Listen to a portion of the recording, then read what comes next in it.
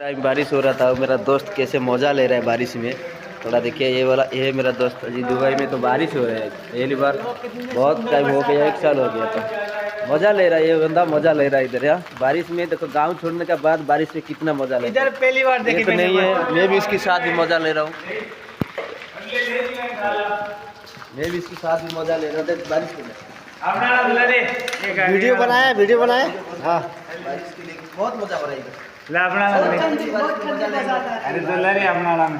बहुत मज़ा हो गया। देखो और भी आदमी लोग आ गया इधर बारिश में भीगने के लिए। बारिश देखने के बाद बहुत खुशी लगती है।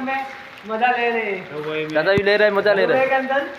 अच्छा, और ये वाला है हमारा जो काम करने वाला बिल्डिंग है ये दुबई में। पहला सुबह का टाइम बहुत मज़ा लग रहा है, क्योंकि सुबह तो ऐसा कभी हम लोग देखा नहीं। 1 साल हो गया आज जैसा दिन बारिश में, जैसा लग रहा है कि साला किधर से हम लोग आसमान से गिर गया इधर।